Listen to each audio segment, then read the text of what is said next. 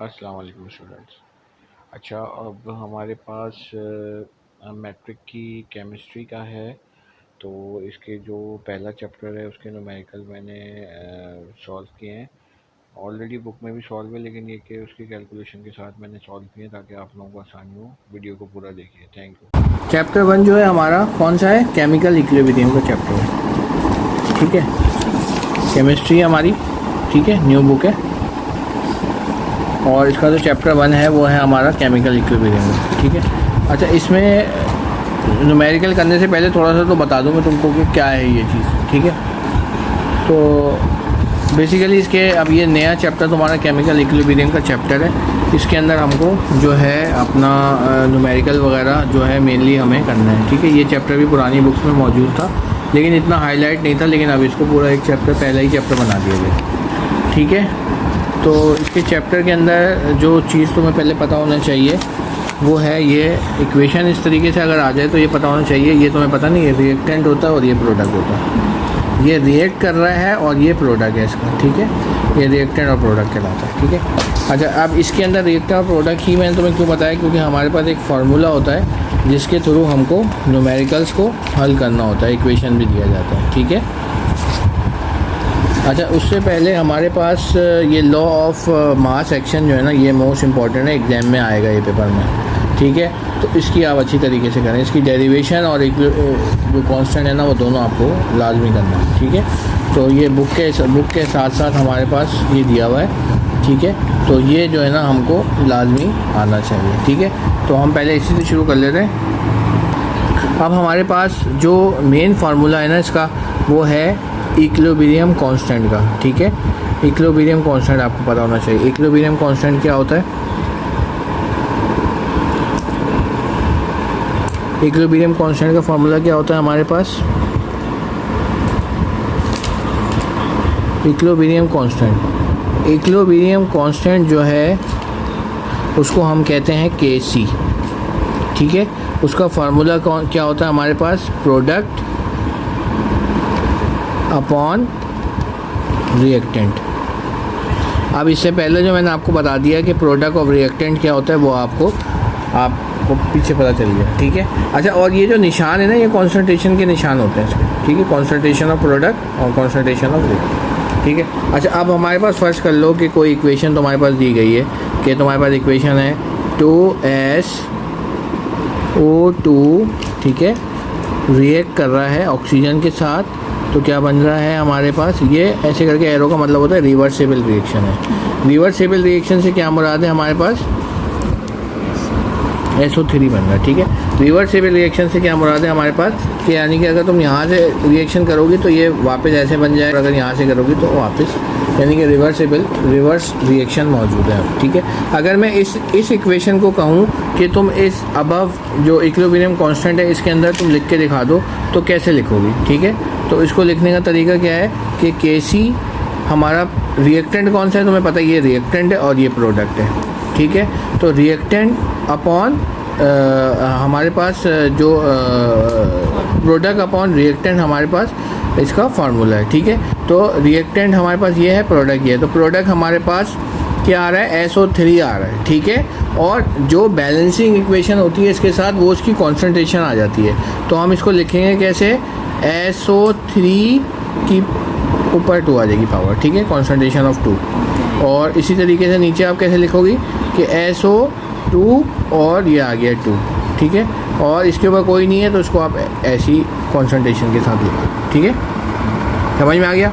कल गिवन है, हम पहले जो बुक के न्यूमेरिकल हैं उसको सारे पढ़ेंगे और वो सारे करेंगे, उसके बाद फिर आगे की तरफ चलेंगे। देखो, अब इसमें जो पहला न्यूमेरिकल है ना, ठीक है, वो यानी कि बहुत ही आसान है, क्योंकि सॉल्व न्यूमेरिकल है तो ये इसी वजह से हमको और आसान भी लग रहा है। लेकिन ये कि इसमें हर चीज़ गिवन है, क्योंकि देखो पहली दफ़ा तुम लोग पढ़ रहे हो, बुक भी चेंज हुई है तो थोड़ा सा हल्का ही इन्होंने हाथ रखा हुआ है। तो आपके पास जो न्यूमेरिकल 1 है, ठीक है, उसमें हमारे पास क्या दिया हुआ है कि equilibrium occurs when nitrogen monoxide gas react with oxygen gas to form a nitrogen dioxide. ठीक है, उन्होंने इक्वेशन भी दे दी। अब ये फर्स्ट ईयर के अंदर भी, फर्स्ट ईयर में बेसिकली इक्विलिब्रियम का चैप्टर होता था, तो उसके अंदर जो था ना, हमें इक्वेशन भी खुद बनानी पड़ती थी। यहाँ तो इक्वेशन आपको दे दी गई है, तो इक्वेशन आपके पास आराम से दी गई है कि इक्वेशन कह रहे हैं कि हमारे पास जो है ये है नाइट्रोजन मोनोऑक्साइड NO। अच्छा, NO खाली लिखा हुआ है, NO2 नहीं लिखा हुआ, नाइट्रोजन डाइऑक्साइड नहीं है, NO लिखा हुआ है। तो इसको हमें बैलेंस भी करके दिया हुआ है, इन्होंने 2 दिया हुआ है, ठीक है। तो तुम्हें अब ये जैसे ही तुम्हारे दिमाग में आया होगा कि ये क्या चीज़ दी हुई है, ये है रिएक्टेंट, और ये क्या चीज़ दी हुई है, ये क्या है प्रोडक्ट। ये क्या चीज़ दी हुई है, रिएक्टेंट और प्रोडक्ट। और केसी का फार्मूला क्या होता है, प्रोडक्ट अपॉन लिखते हैं, ठीक है, यही होता है ना रिएक्टेंट, अपना हमारे पास प्रोडक्ट अपॉन रिएक्टेंट, ठीक है। और जो हमारी बैलेंसिंग में आ रही होती है वो उसका क्या हो जाता है, पावर बन जाती है, ठीक है, यानी कि कॉन्सेंट्रेशन पे आ जाता है। अब देखो सवाल कैसे हल करने वाला, ये बहुत ही इंपॉर्टेंट सवाल है, और इसी टाइप के सवाल जो है ना एग्ज़ाम में आएंगे, क्योंकि ये सवाल सॉल्यूशंस के साथ है। तो हमें जो है इसी तरीके से फॉलो करते चले जाना है किताब को, और ताकि हमारा काम जो है वो आसानी से हो जाए, सही है। अब ये सवाल हमारे पास न्यूमेरिकल 1 है, ठीक है, ये हम कर रहे हैं।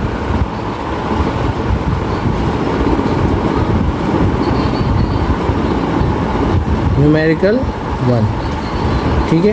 न्यूमेरिकल 1 में हमें जो मेन चीज़ लिखनी है वो इक्वेशन लिखनी है 2NO, ठीक है। अब ये G वगैरह ना लिखो, अभी जब इक्वेशन कर रहे हैं हम 2G का मतलब वैसे ये गैस है, तो यहाँ पे गैस मेंशन किया हुआ है इन्होंने। ये रिवर्सिबल रिएक्शन है, ठीक है। और यहाँ क्या लिखा हुआ है 2NO2, ये बैलेंस इक्वेशन है, जैसे बैलेंसिंग सिखाई है ना पहले से, तो बैलेंस इक्वेशन है ये, ठीक है। तो इसके अंदर अब कैसे सवाल, अब हमारे पास अब बाकी और क्या दिया हुआ है, एआई इक्विलिब्रियम स्टेट। सवाल के अंदर क्या और क्या दिया हुआ है, एआई इक्विलिब्रियम स्टेट। सवाल के अंदर क्या दिया हुआ है हमारे पास, एट इक्विलिब्रियम स्टेट में हमारे पास कितना दिया हुआ है कि 230 डिग्री सेंटीग्रेड द कॉन्सेंट्रेशन। देखा, मैं बताया था ना कॉन्सेंट्रेशन होती है, concentration are measure to be, यानी कि अब उन्होंने पूरा दे दिया, यानी कि NO की वैल्यू भी उन्होंने दे दी। अब इससे आसान और क्या होगा, ठीक है। पहले वैल्यू आपको खुद निकालनी पड़ती थी, NO की वैल्यू भी दे दी विद यूनिट, O2 की वैल्यू भी दे दी विद यूनिट, NO2 की वैल्यू भी दे दी with unit. Calculate the equilibrium constant of temperature. तो देखो हर चीज़ आपको गिवन है, तो आप डेटा जल्दी से बना लेना, ठीक है। डेटा बनाने की जरूरत नहीं, डायरेक्ट सोल्यूशन पे चले जाते हैं हम लोग, ठीक है। यानी कि डेटा अगर आपके पास यहाँ पे गिवन लिखा हुआ है तो गिवन और डेटा आर द सेम। तो हमारे पास गिवन क्या चीज़ होती है, तो गिवन हमारे पास यहाँ दी हुई है कॉन्सेंट्रेशन ऑफ NO कितनी दी हुई है हमारे पास, बताओ, 0.0542 मोल पर DM, ठीक है। इसी तरह कॉन्सेंट्रेशन ऑफ O2 कितनी दी हुई है हमारे पास, 0.127 मोल पर DM, ठीक है। इसी तरीके से हमारी तीसरी क्या चीज़ दी हुई है, NO2 15.5 मोल पर DM, ठीक है। और हमें क्या निकालनी है, इक्वेशन हमें निकालनी है, इक्वेशन हमें लिखनी है। तो हम KC लिखेंगे, KC का फार्मूला क्या होता है हमारे पास, प्रोडक्ट अपॉन रिएक्टेंट। क्या फार्मूला होता है, प्रोडक्ट अपॉन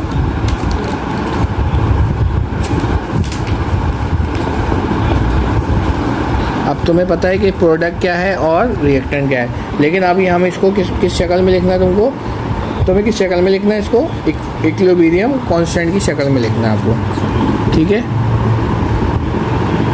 तो ये पहला क्या NO2 है, इसकी जो कॉन्सेंट्रेशन है वो 2 है, बैलेंसिंग में 2 था ना, देखो यहाँ पे 2 था, यहाँ पे 2 था, तो ये इस पे आ जाएगा, ठीक है। और नीचे क्या आ जाएगा आपके पास, रिएक्टेंट में NO, ये 2 आ गया, और O के साथ कोई चीज़ नहीं थी, वो ऐसे, सही है। इसके बाद हमारे पास KC, जो वैल्यूज़ आपको गिवन है वो आप पुट कर दें, ठीक है। क्या वैल्यू गिवन है पहले की, 15.5 मोल DM-3 का स्क्वायर, 0.0542 मोल, क्या है 2 पॉइंट क्या है 2.937 एक्सपोनेंट -3 मल्टीप्लाई बाय 0.127। ठीक है, आंसर कितना आ गया हमारे पास। अब कॉन्सनट्रेशन हटा सकते हैं हम 240.25, ठीक है, अपॉन 3.7999 मल्टीप्लाई बाय 10⁻⁴। ठीक है, यही वैल्यू आई हमारे पास। और यूनिट भी साथ साथ चला रहे हैं हम लोग। ठीक है, तो ये हमारे पास यूनिट आ गया। सही है, और यहाँ पे हमारे पास बेसिस सेम थी तो पावर ऐड हो जाएंगी यूनिट की। तो यहाँ पे हमारे पास यूनिट क्या आ जाएगा, हमारे पास मोल का यूनिट क्या आ जाएगा। ठीक है, मोल का यूनिट आ जाएगा हमारे पास, और हम यहाँ से यहाँ पे -9 हो जाएगा, ये मोल, और dm -9 हो जाएगा। ठीक है, dm -9 हो जाएगा। सही है, ठीक है, और मोल का यूनिट क्या हो जाएगा -3, बेसिस सेम में पावर ऐड हो जाएंगे। ठीक है, और जब इसको हम डिवाइड कर देंगे 240 को हम उससे डिवाइड कर देंगे तो हमारा आंसर क्या आ जाएगा। जब हम 240 को डिवाइड कर देंगे तो हमारा आंसर आ जाएगा 6.44 × 10⁵ मोल -1 dm³। ये है हमारा केसी निकालना। देखो सिर्फ और सिर्फ मुश्किल थोड़ी सी कैलकुलेशन है, बाकी बहुत ही आसान सा है।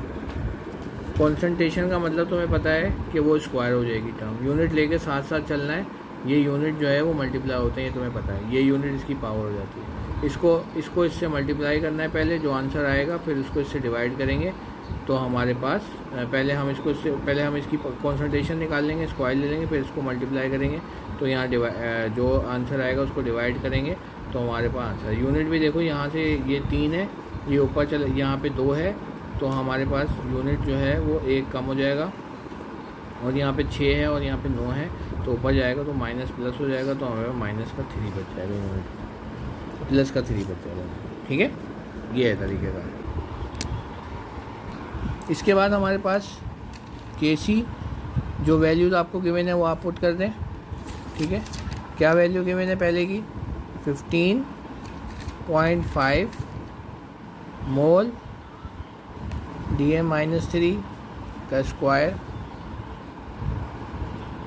0.0542 मोल dm-3 का स्क्वायर, और हमारे पास 0.127 मोल dm-3।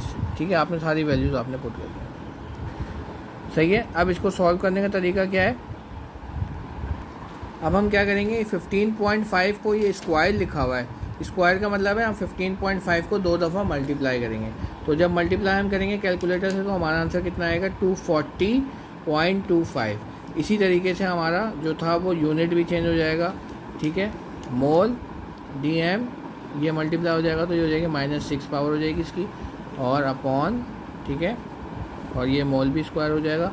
ठीक है, और फिर उसके बाद आप ये 0.054 को स्क्वायर करेंगे, 2 दफ़ा मल्टीप्लाई करेंगे तो हमारा आंसर आ जाएगा 2.937 मल्टीप्लाई बाय 10⁻⁻3। ठीक है, मोल स्क्वायर हो जाएगा और dm -6 हो जाएगा। इसी तरीके से 0.12 को स्क्वायर करेंगे तो हमारे पास क्या आ जाएगा आंसर में 0.127 मोल dm। नहीं, इसको स्क्वायर नहीं करेंगे, इसमें कुछ भी नहीं लगा हुआ, इसको ऐसे ही उतार लेंगे, ये एज इट इज हो जाएगा, क्योंकि इसमें कुछ भी नहीं है ना, स्क्वायर नहीं है, स्क्वायर इन दोनों पे था। ठीक है, हाँ एज इट इज उतार लेना। देखो स्क्वायर नहीं है इसमें स्क्वायर नहीं है, इसमें स्क्वायर लगा हुआ है तो इसमें स्क्वायर लगा हुआ है तो स्क्वायर किया आपने, 240 हो गया। नीचे वाले में स्क्वायर लगा हुआ है तो स्क्वायर कर दिया आपने, और यहाँ पे आपके पास इसमें स्क्वायर नहीं था, आपने स्क्वायर से दिया। ठीक है, सवाल यहाँ तक पहुँच गया। अब हमें क्या करना है कि इस वाली टर्म को इससे मल्टीप्लाई करना है, और फिर जो आंसर आएगा उसको हम डिवाइड कर लेंगे। ठीक है, तो पहले हम कर लेते हैं मल्टीप्लाई कर लेते हैं। क्या है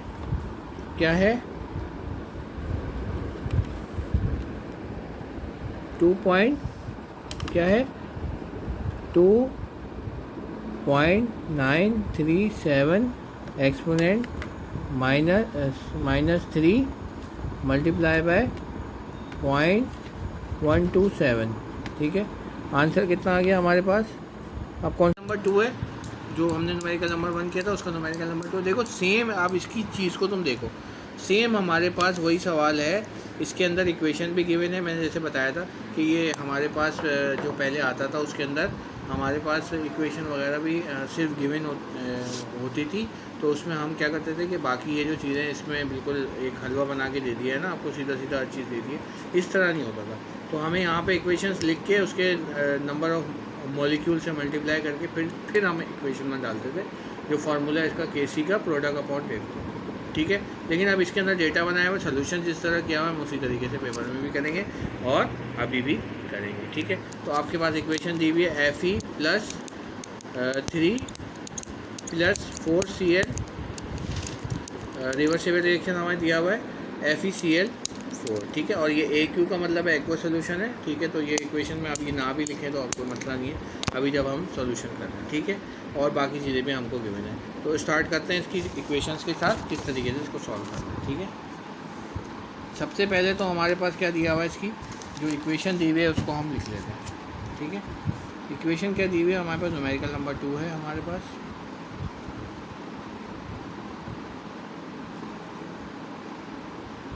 ठीक है, हमारे पास इक्वेशन क्या दी हुई है, Fe + 3 + 4Cl। ठीक है, और FeCl4, ये हमारे पास दिया है। ठीक है, आइन इक्वेशन दी हुई है हमारे पास। और हमारा जो यानी कि गिवन का मतलब डेटा होता है। हमारे पास गिवन क्या क्या है, कॉन्सेंट्रेशन ऑफ Fe दी हुई है हमारे पास। ठीक है, कॉन्सेंट्रेशन ऑफ Fe कितनी दी हुई है हमारे पास, 0.2 मोल पर dm3। ठीक है, पर dm3 मैंने बता दिया था। ये -3 है तो इसका मतलब है अपॉन है, नीचे है, और जैसे ऊपर जाएगा तो -3 बन जाएगा। ठीक है, इसको पर dm3 भी कहते हैं। यहाँ पे Cl दिया हुआ है हमारे पास, कॉन्सेंट्रेशन ऑफ Cl 0.28 दी हुई है हमारे पास मोल पर dm3। ठीक है, इसी तरीके से हमारे को FeCl4 माइनस इसकी भी हमको दी हुई है 0.95 × 10⁻⁴ मोल पर dm। ठीक है, तुम्हें पता है फॉर्मूला क्या है Kc का, प्रोडक्ट अपॉन रिएक्टेंट होता है। प्रोडक्ट अपॉन रिएक्टेंट होता है।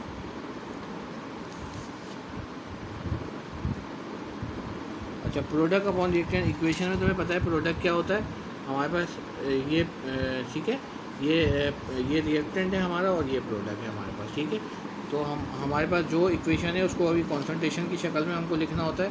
कॉन्सेंट्रेशन ऑफ क्या लिखेंगे पहले, FeCl4, और इसके अलावा क्या लिखेंगे हम, प्रोडक्ट Fe + 3 और Cl। अच्छा, अब ये इसकी यहाँ पे हमारे पास जो बैलेंसिंग इक्वेशन है इसके अंदर हमारे पास जो Cl की वैल्यू दी हुई है उसमें यहाँ पे मॉलिक्यूल दिए हुए 4, तो वो उसकी पावर बन जाएगी 4, यानी कि 4 टाइम्स यहाँ पे Cl दिया हुआ है। ठीक है, अब हम वैल्यूज़ को पुट करेंगे तो Kc की वैल्यू जो हमारे पास FeCl की वैल्यू कितनी दी हुई है, 0.95 × 10⁻⁴ मोल पर dm-3। ठीक है, और इसी तरीके से नीचे जो हमारे पास पावर दी हुई है वो कितनी दी हुई है, 0.2 मोल पर dm3 और 0.28 मोल पर dm3 की पावर 4। ठीक है, सिंपल, सही है। अब हमें क्या करना है कि ऊपर वालों को तो हम अभी छेड़ेंगे नहीं, ऊपर को तो हम ऐसे ही लिख देंगे 0.95 × 10⁻⁴। ठीक है, मोल पर dm3। ठीक है, कॉन्सेंट्रेशन हटा दो जब आप सोल्व कर रहे हो, तो अगर हटा भी दोगे तो गलत नहीं होगा। ठीक है, ये भी 0.2 मोल dm-3। अच्छा, अब ये मल्टीप्लाई हो रहा है इससे, तो 0.4 की पावर है 4, यानी कि 0.4 को आप 4 टाइम मल्टीप्लाई करेंगे। 0.4 को आप कितने टाइम मल्टीप्लाई करेंगे, 4 टाइम। देखो 0.4 को 4 टाइम मल्टीप्लाई करो, हम करेंगे कितनी दफ़ा, तो 0.4 को 0.8 को 4 दफ़ा करना है। तो देखो इसके अंदर हमारे पास ऑप्शन होता है कि 0.8 दबा के आप ये वाला पुश दबाएंगे और 4 दबा देंगे, तो आपको 4 दफ़ा मल्टीप्लाई नहीं करना पड़ेगा, आपके पास डायरेक्ट आंसर आ जाएगा। ठीक है, डायरेक्ट आंसर हमारे पास। ठीक है, क्या आया 6.1456 इंटू 10⁻3। ठीक है, तो ये हमारे पास आंसर आ गया इसका। क्या आंसर आया हमारे पास 0.95 इंटू 10⁻⁻4 मोल पर DM³ ठीक है, और यहाँ पे हमारे पास कितना आंसर आया था 6 पॉइंट क्या है 6 पॉइंट क्या है 6.14 6.656 इंटू 10⁻³ ओके -3। अच्छा ये 4 इसके साथ भी है तो ये मोल 4 हो जाएगा, और ये DM³ इसके साथ भी है तो ये DM³ मल्टीप्लाई होकर कितना हो जाएगा DM-12 हो जाएगा। ठीक है, 4 3 12। ठीक है, तो ये हमारे पास इस तरीके से। ठीक है, देन इसके बाद हम इसको 0.2 को मल्टीप्लाई करेंगे 6.14 इंटू जो वैल्यू आपके पास आई हुई है, बस इसको आप क्या करो कि आप मल्टीप्लाई बाय क्या कर दो मल्टीप्लाई बाय